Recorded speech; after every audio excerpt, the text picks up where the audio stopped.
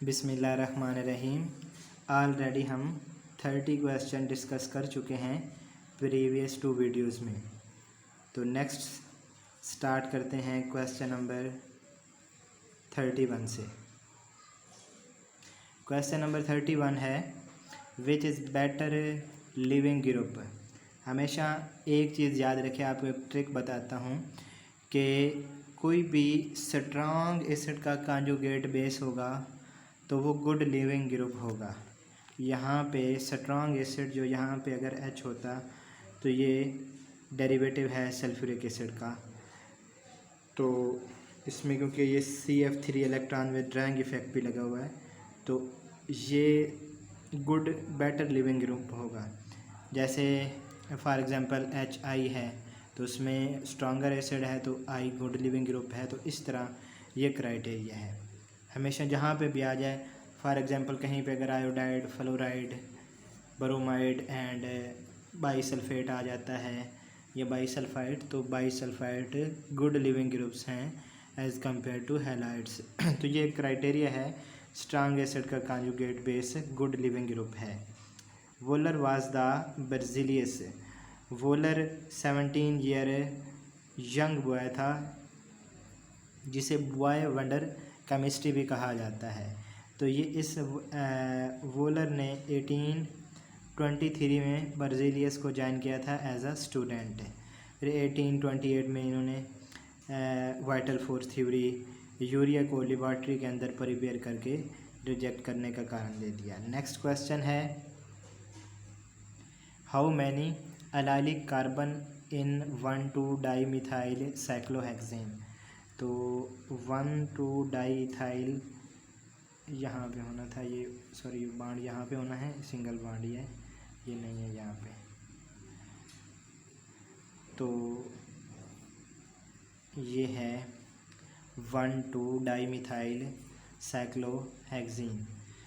तो एलाइलिक क्या होते हैं,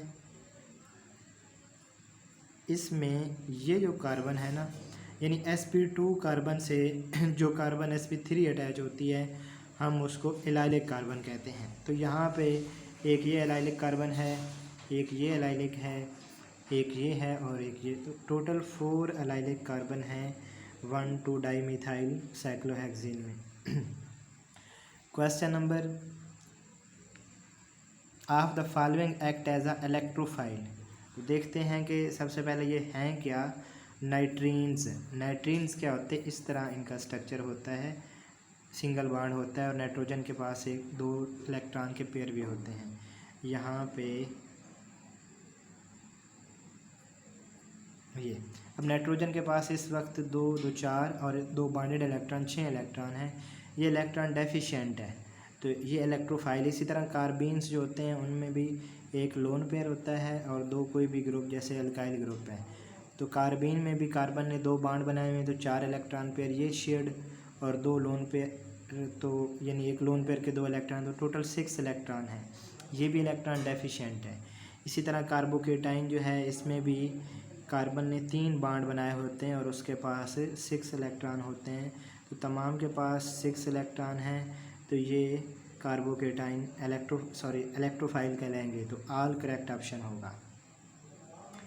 उसके बाद है highest process energy process by carbocation. तो कार्बोकेटाइन जो अनस्टेबल होगा उसकी एनर्जी ज़्यादा होगी, और हमेशा याद रखें कि जो कार्बोकेटाइन ज़्यादा इलेक्ट्रोनेगेटिव एटम के साथ अटैच होगा, -I इफेक्ट होगा, उतना ही वो अनस्टेबल होगा। तो ये sp कार्बन की वजह से, इसकी कार्बन की इलेक्ट्रोनेगेटिविटी ज़्यादा होने की वजह से इसका प्लस चार्ज अनस्टेबल होगा। ये अगर अनस्टेबल होगा तो इसकी एनर्जी हाईएस्ट होगी। तो यहाँ पे करेक्ट ऑप्शन होगा इथाइन कार्बोकेटाइन। उसके बाद नेक्स्ट है which statement is correct. Electron withdrawing groups increase A9 stability. तो ये करेक्ट है, इलेक्ट्रॉन विथड्रॉइंग जो है वो इलेक्ट्रॉन ड्रा करते हैं तो नेगेटिव चार्ज थोड़ा अवे चला जाता है तो स्टेबिलिटी बढ़ जाती है। उसके बाद intermolecular hydrogen bonding decrease viscosity, ये भी ठीक है। बल्कि इंटरमालिकुलर जो है ये स्ट्रांग हाइड्रोजन बॉन्डिंग होती है, तो इससे विस्कोसिटी इंक्रीज़ करती है as compare to intramolecular hydrogen bonding. उसके बाद in group larger size more stable. तो यहाँ पे ये सी ऑप्शन में कोई स्टेटमेंट इनकम्प्लीट। उसके बाद है डी ऑप्शन के प्लस आई इफेक्ट CD3 का ज़्यादा होगा CH3 पे। तो ये भी करेक्ट ऑप्शन है इसमें, क्योंकि जो ड्यूट्रियम होता है इसका लार्ज साइज़ होने की वजह से, ज़्यादा वेट होने की वजह से इसकी वाइब्रेशन डिक्रीज़ हो जाती है। वाइब्रेशन डिक्रीज़ होगी तो इलेक्ट्रॉन ज़्यादा डोनेट करने की कैपेबिलिटी ज़्यादा हो जाएगी, तो इस लिहाज से इसका इंडक्टिव इफ़ेक्ट पॉजिटिव ज़्यादा होगा। तो ये करेक्ट है। इसमें जो बी ऑप्शन है ये इनकरेक्ट है, यहाँ पे इनकरेक्ट होना था। उसके बाद नेक्स्ट है कि विच इज़ स्ट्रॉन्गर एसिड। तो इनमें से स्ट्रॉन्गर एसिड कौन सा है? सिंपल है, बेंजोइक एसिड तो वीक एसिड है। अब आर्थो और पैरासैलिसिलिक एसिड है, तो आर्थोसैलिसिलिक एसिड जो है बना लेते हैं यहाँ पे स्ट्रक्चर। आर्थोसैलिसिलिक एसिड में जब यहाँ से H जाएगा तो यहाँ पे हाइड्रोजन बॉन्डिंग बन जाएगी ऑक्सीजन के साथ। उसके बाद बेंजोइक एसिड वीकर एसिड है। यहाँ पे बात करें पैरासैलिसिलिक एसिड की, तो एक तो रेजोनेंस इफेक्ट तो है लेकिन इंडक्टिव इफेक्ट भी कम है, और इसका जो कॉन्जुगेट बेस है वो भी रेजोनेंस स्टेबलाइज नहीं होगा। तो इसका रेजोनेंस एनाइन जो है कॉन्जुगेट बेस जो है वो रेजोनेंस से ज़्यादा स्टेबलाइज होगा। लेकिन फर्स्ट में है 2-6, तो यहाँ पे 2 पोजीशन जो है उस पर भी OH है और यहाँ पे भी OH है। तो जब यहाँ हाइड्रोजन जाएगी कार्बोक्सिल ग्रुप से, तो ये हाइड्रोजन बॉन्डिंग 2 हाइड्रोक्सिल ग्रुप की वजह से होगी, जिससे ये स्ट्रॉन्गर होगी, यानी कॉन्जुगेट बेस इसका सबसे ज़्यादा स्टेबल है। तो ये स्ट्रॉन्गर एसिड है, ए ऑप्शन होगा। उसके बाद है which one has lowest pKa value. Option में है आर्थोटाल्विक एसिड। लोएस्ट का मतलब कि वो स्ट्रॉन्गर एसिड होगा। तो यहाँ पे जो है आर्थोटाल्विक एसिड है, आर्थो एसिटाइल सैलिसिलिक एसिड है, आर्थो मेथॉक्सी। तो यहाँ पे जो आर्थो मेथॉक्सी बेंजोइक एसिड है ये इसका, बल्कि यहाँ पे एसिटाइल ग्रुप जो है, एसिटाइल ग्रुप का प्लस R रेजोनेंस इफेक्ट होता है और -I इफेक्ट होता है। तो ये इसकी जो एसिडिटी को इंक्रीज़ कर देगा। उसके बाद नेक्स्ट है which one is highest acidic strength. Very important है कि फ्लोरोएस्टिक एसिड है, उसके बाद क्लोरोएस्टिक एसिड है, फिर ब्रोमोएस्टिक एसिड है और लास्ट पे दिया हुआ है आयोडोएस्टिक एसिड। तो यहाँ पे 2 फैक्टर हम देखेंगे, रेजोनेंस और इंडक्टिव इफेक्ट। इंडक्टिव इफेक्ट तो फ्लोरीन का ज़्यादा है, ज़्यादा इलेक्ट्रोनेगेटिविटी की वजह से। लेकिन याद रखें इंडक्टिव इफेक्ट को कभी भी मेजर काउंट नहीं करना। सबसे ज़्यादा जो इफेक्ट मेजर कंट्रीब्यूशन हम लेते हैं तो उसमें रेजोनेंस को शामिल किया जाता है। उसके बाद हाइपर कॉन्जुगेशन और थर्ड पे हम देखते हैं इंडक्टिव इफ़ेक्ट को। तो यहाँ पे इंडक्टिवली तो फ्लोरोएस्टिक एसिड स्ट्रॉन्गर है, लेकिन रेजोनेंस ये लोन पेयर फ्लोरीन की लोन पेयर की जो एबिलिटी है डोनेट करने की वो कम है एज़ कम्पेयर टू, सॉरी ये यहाँ पे कार्बोक्सिल भी होने थे, यहाँ पे ना कार्बोक्सिल ग्रुप भी अटैच है तमाम के साथ। ये बेंजोइक एसिड के डेरिवेटिव है, तमाम के साथ लगा लेने हैं। तो जैसे यहाँ पे भी कार्बोक्सिल होगा तो अब ये क्लियर होगा, तो यहाँ पे भी ठीक है कार्बोक्सिल। अब क्या होगा कि फ्लोरीन जो है इसका इलेक्ट्रॉन -I इफेक्ट तो है, लेकिन रेजोनेंस इफेक्ट सबसे कम है। उसकी वजह कि बैक डोनेशन हो जाती है थिक इलेक्ट्रॉनिक क्लाउड की वजह से। तो सबसे ज़्यादा I जो है इसका रेजोनेंस इफेक्ट ज़्यादा होता है। तो रेजोनेंस के हवाले से इसको एक्सप्लेन करेंगे। I का सबसे ज़्यादा, उसके बाद जो ब्रोमोएस्टिक एसिड होगा, उसके बाद क्लोरो और उसके बाद फ्लोरोएस्टिक एसिड। तो सबसे स्ट्रॉन्गर एसिड जो है वो आयोडोएस्टिक एसिड है।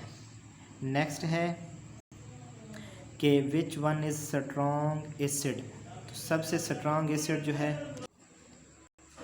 अब यहाँ पे अगर फर्स्ट स्ट्रक्चर की बात करें तो इसमें 2 methyl group electron donating effect है। यहाँ पे हाइपर कॉन्जुगेशन भी होगी, तो एक तो यहाँ पे हाइपर कॉन्जुगेशन है, जबकि मेटा पोजीशन पे हाइपर कॉन्जुगेशन नहीं होती। एक तो ये हो गया।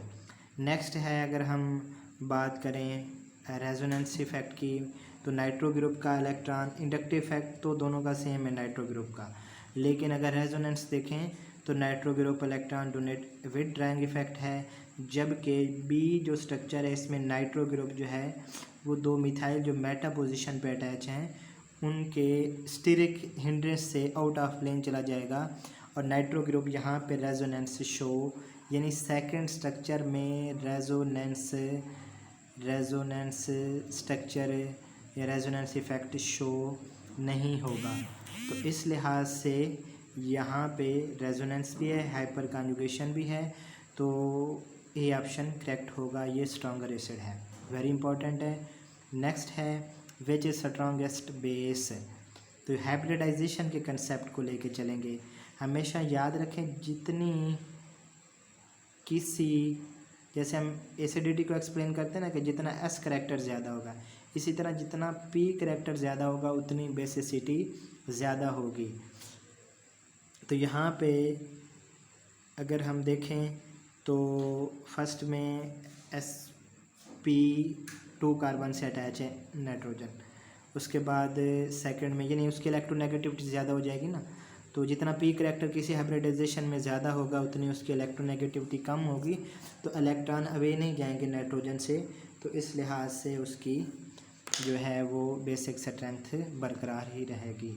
अब नेक्स्ट में भी sp2 हाइब्रिडाइजेशन आ गई, लेकिन इंडक्टिव इफेक्ट यहाँ पे थोड़ा माइनर है ऊपर वाले की निस्बत। अब नीचे जो है इंडक्टिव इफेक्ट प्लस आई है, sp3 हाइब्रिडाइजेशन भी है, नीचे भी sp3 हाइब्रिडाइजेशन है कार्बन की, लेकिन इथाइल का इंडक्टिव इफेक्ट ज़्यादा होता है एज़ कम्पेयर टू मिथाइल। तो इंडक्टिव इफेक्ट जो है प्लस आई इफेक्ट ये बेसिसिटी को इंक्रीज़ करता है, तो सी ऑप्शन होगा। उसके बाद है which one is highest pKa value. तो pKa वैल्यू हमेशा याद रखें, ये जितनी भी बेसिस दी हुई हैं तो बेसिस जो हैं उनकी pKa वैल्यू ज़्यादा होती है, और अगर हम उनकी अगर pKb की वैल्यू की बात करें तो pKb जो है बेसिस की वो स्मॉलर होती है, जिस तरह हम कहते हैं कि एसिड की pKa वैल्यू स्मॉलर होती है, जितना pKa वैल्यू स्मॉल होगा उतना एसिड स्ट्रांग होगा। तो याद रखना अगर हाईएस्ट pKa का तज़किरा करें और बेसिस दी गई हो तो समझना है कि हाईएस्ट pKa का मतलब है कि स्ट्रॉन्गेस्ट बेस कौन सी है।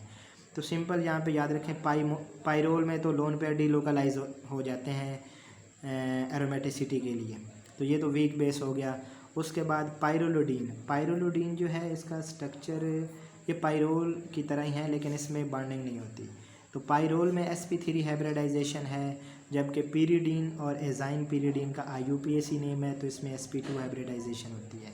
तो आपको पीछे भी MCQs में डिस्कस किया कि जितना p करैक्टर ज़्यादा होगा उतना वो बेस स्ट्रांग होगा, तो इसका ऑप्शन होगा pyrrolidine. Question number 43 among the following strongest base is. तो यहाँ पे स्ट्रॉन्गेस्ट बेस जो है वो है NN डाईमिथाइल एनिलीन। नेक्स्ट है which one is more basic. तो सबसे ज़्यादा बेसिक करैक्टर उसमें होगा जिसमें ये हाइब्रिडाइजेशन को यहाँ पे लेना है। तो ये इसमें sp3 हाइब्रिडाइजेशन है कार्बन की या अल्काइल ग्रुप की, इसमें कार्बन की sp2 हाइब्रिडाइजेशन है, और इसमें सायानाइड है तो sp हाइब्रिडाइजेशन है। तो यहाँ पे p करैक्टर ज़्यादा है तो इसमें बेसिक करैक्टर भी ज़्यादा होगा। उसके बाद नेक्स्ट है द बॉन्ड बिटवीन, ये MCQs इनकम्प्लीट स्टेटमेंट है। अच्छा डियर स्टूडेंट्स, यहाँ पे बेंजाइलिक कार्बोकेटाइन का तज़किरा किया गया है इस MCQs में। तो बेंजाइलिक कार्बोकेटाइन कैसे होता है, ये बेंजाइल और ये कार्बोकेटाइन। तो तो sp2 हाइब्रिडाइजेशन है। कार्बोकेटाइन जब आ जाएँ तो sp2 हाइब्रिडाइजेशन ही होती है, जस्ट ये याद रख लें। उसके बाद है विच बॉन्ड इज़ स्मॉलर। अच्छा, यहाँ पे डबल बॉन्ड की बात नहीं की गई, यानी कार्बन फर्स्ट और थर्ड को मेंशन नहीं किया गया। इसमें C2 और C3 की बात की गई, तो C2 और C3। अच्छा, यहाँ पे एक चीज़ मैं बताता चलूँ कि जितना ऑर्बिटल का, हाइब्रिड ऑर्बिटल का साइज़ ज़्यादा होगा उतनी ओवरलैपिंग के चांसेस ज़्यादा हैं, और जितने ओवरलैपिंग के चांसेस ज़्यादा होंगे उतना बॉन्ड ज़्यादा स्ट्रांग होगा। तो यहाँ पे विच बॉन्ड इज़ स्मॉलर, तो अगर यहाँ पे देखें तो कार्बन सेकंड एंड थर्ड, तो यहाँ पे sp और sp2 sp3 हाइब्रिडाइजेशन है। अगर नेक्स्ट देखें तो कार्बन 3 और 4 जो है यहाँ पे जितना s करैक्टर ज़्यादा होगा ना, जैसे कार्बन सेकंड एंड थर्ड की बात करें तो इसमें sp2 और sp3 हाइब्रिडाइजेशन यानी हाइब्रिड ऑर्बिटल ओवरलैप करेंगे, तो इसके नतीजे में बॉन्ड ज़्यादा स्ट्रॉन्गर बनेगा। जबकि C3 और C4 की बात करें तो वहाँ पे भी sp3 है, और C4 5 में भी sp3 है, तो ऑप्शन ए करेक्ट होगा। उसके बाद नेक्स्ट है symmetrical fission of bond follow. Symmetrical fission of bond का मतलब ये है कि कोई भी बॉन्ड उसकी जब होमोलिटिक क्लीवेज होगी, सिमेट्रिकल वो ब्रेक होगा, तो इसके नतीजे में बनते हैं फ्री रेडिकल। और फ्री रेडिकल बनने के लिए बहुत सारी कंडीशन रिक्वायर होती हैं। पेरोक्साइड रिक्वायर होते हैं, टेम्परेचर रिक्वायर होता है, या इसके अलावा सनलाइट से, तो ये लाइट की प्रेजेंस में फ्री रेडिकल बनते हैं। यूवी लाइट होती है यानी सनलाइट, तो इसकी मौजूदगी में फ्री रेडिकल बनते हैं, होमोलिटिक फिशन होती है। तो अगर सनलाइट नहीं होगी तो चाहे जितनी भी अमाउंट में हमारे पास रीएजेंट मौजूद है तो उसकी फिशन नहीं होगी, बॉन्ड नहीं टूटेगा।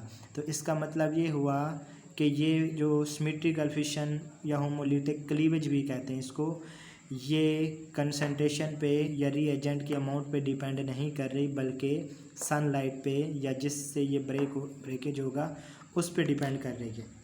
तो ऐसे रिएक्शन जो कंसंट्रेशन पे डिपेंड नहीं करते वो ज़ीरो ऑर्डर काइनेटिक्स को फॉलो करते हैं, जैसे फोटोसिंथेसिस है एंड सो ऑन।